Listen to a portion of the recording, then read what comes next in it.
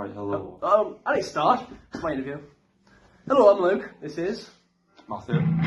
and just gonna ask you some questions. My project's on stock phrases, but Yeah. you know. So, Matthew, how long have you been playing guitar for? About 5 years. On and off. I like Good it. try. And so I've interviewed Niall, who's more of a blues style kind of player. How would you say your style? What would you describe your style as? Quite fast, I'd say. Like, I use more like legato than picking.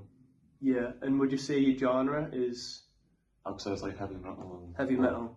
Yeah. So we've spoke about stock phrases with Niall, but how do you use stock phrases? I'm sure it's different to how like we blues players use it. It's similar in a way, but like you use less. Well, usually metal players play like quite fast. But like,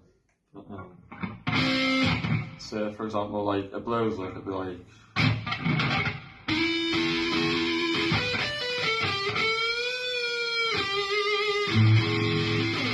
So if you want to make it like rock or heavy metal, it'd probably be faster and have more like stuff going on. It'd be like.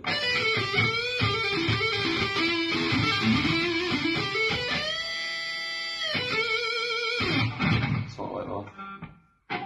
The main stock phrases, like starting stuff off, I'll probably just go into a solo like this, like start from below and then go like.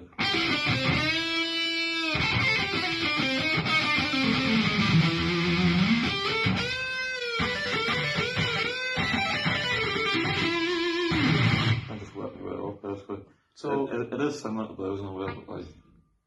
So when you're thinking of your ideal structure for a solo, as a blues player, it's quite slow and mellow, and it gets faster and faster until its peak, and it comes down. When you're thinking about soloing, is it just the same, or do you start a bit faster? Do you start slower? It depends, because like, I mean, with metal, you've got like access to more like techniques that you can use really, because you can use like.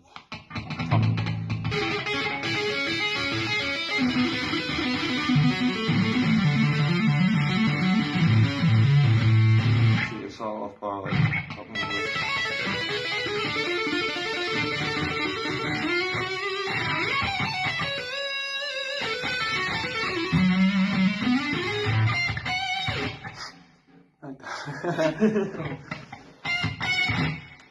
So the different you I'd say you use different scales as well. Like, different like scales. harmonic minor is definitely one. Can you show us an example of the harmonic minor?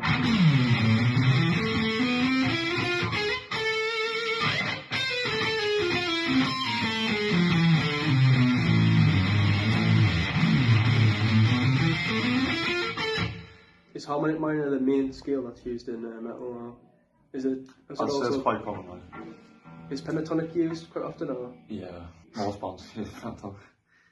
I'd say it's like a mix of pentatonic blues and harmonic minor. Yeah. And natural minor.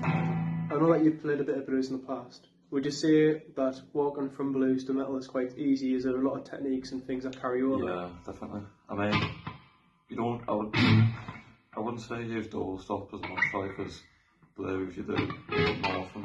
Yeah. But say like pull-offs, hammer on the pull-offs, and slide. You use it in every genre really. I think arpeggio as well is quite important for like every genre. Can you give me an example of arpeggios in a solo? Well, say I'm playing A minor. Yeah.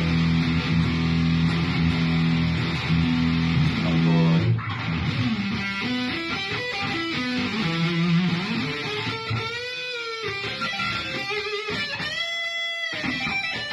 I'll go from A minor.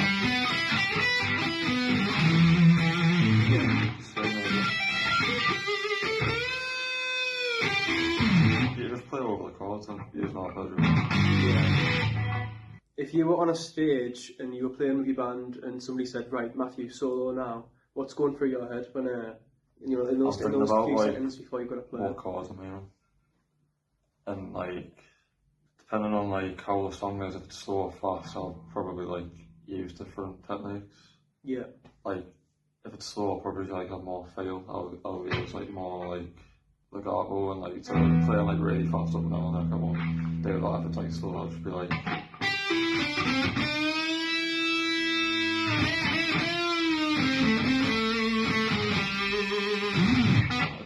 What you played there, I would class that as a stock phrase. Does stock phrase come into it much, like when you think, or is it just, or is it because you've practiced and played so much? I think it's to do with how you practice, because like, just come out with it. yeah, you don't think about it sometimes, and you just sort of like go for it.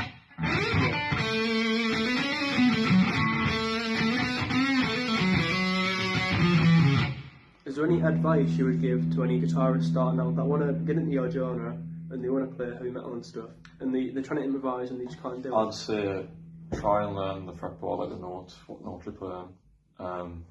Play the bottom tracks, like, because if you do that, you can figure out like what notes to play over the chord. You understand like what shapes work on the fretboard, and like, yeah, if you learn the full fretboard, then you're pretty much set.